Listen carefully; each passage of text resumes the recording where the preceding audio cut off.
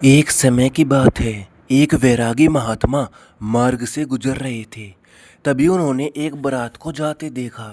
बारात देखकर उनके मन में विचार आया कि अगर मेरी शादी हुई होती तो ऐसे ही बारात जाती। अचानक महात्मा जी को ध्यान आया कि ये मैं क्या सोच रहा हूँ, यह मुझे शोभा नहीं देता।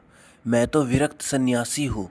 ऐसा सोचकर वे आगे बढ़ गए और एक कुएं के पास जाकर बैठ गए। गर्मी का मौसम था।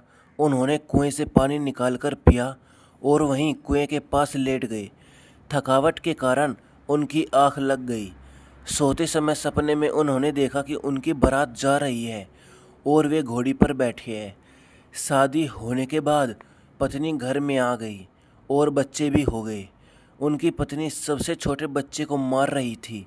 उन्होंने अपनी पत्नी से पूछा कि वह बच्चे को क्यों मार रही है। पत्नी बोली, ये सो नहीं रहा, कभी कुछ मांगता है कभी कुछ। महात्मा बोले, मार मत, मैं इसे अपने पास सुला लेता हूँ। इतना कहकर जैसे ही महात्मा ने सपने में बेटे को अपने पास सुलाने के लिए करवट बदली, वे कुएं में गिर पड़े। आवाज़ सुनकर आसपास से कुछ लोग दौड़ आए और कुएं में बाल्टी डालकर किसी प्रकार महात्मा जी को बाहर निकाला। कुएं से बाहर निकालकर लोगों ने महात्मा जी से पूछा, क्या आप ठीक है? बदले में महात्मा जी ने उनसे ही पूछा, क्या तुम ठीक हो?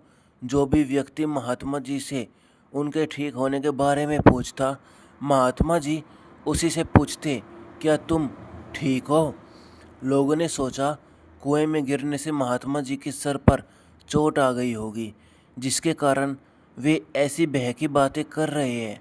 तभी पास खड़े एक समझदार व्यक्ति ने सोचा कि लगता है महात्मा जी कोई रहस्य की बात कर रहे हैं।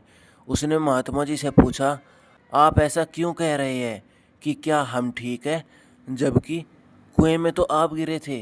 तब महात्मा जी ने पूरी बात बताते हुए कहा, मैं केवल सपने में गृहस्थी बना तो कुएं में जा गिरा, लेकिन तुम लोग तो पहले से ही गृहस्थ रूपी कुएं में गिरे हुए हो, तो तुम्हारी क्या गति होगी?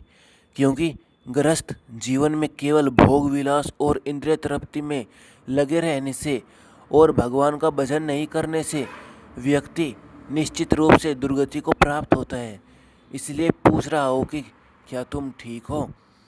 शास्त्रों में स्पष्ट रूप से वर्णन है कि एक निश्चित अवधि के पश्चात व्यक्ति को वानप्रस्थ यानी कि सांसारिक कार्यों से अवकाश और उसके बाद संन्यास, भगवान कृष्ण पर पूर्ण समर्पण, आश्रम ग्रहण करना चाहिए।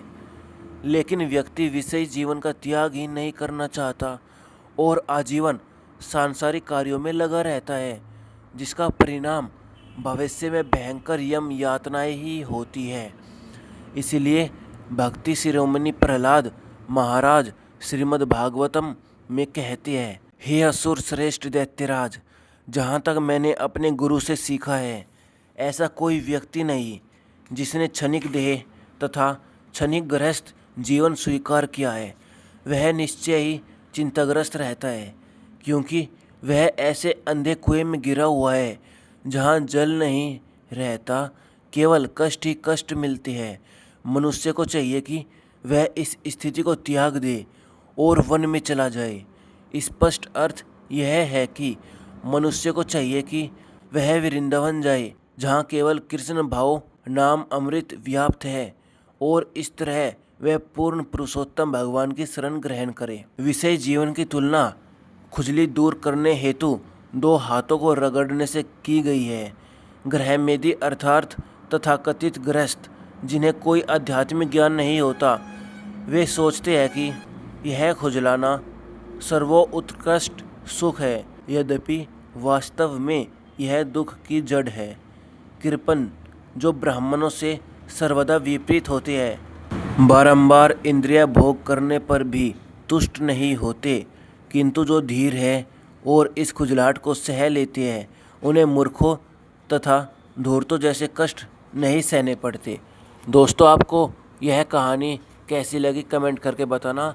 अगर इससे आपको थोड़ी सी भी सीख मिली हो, वो भी बताना कमेंट करके कि क्या मिली।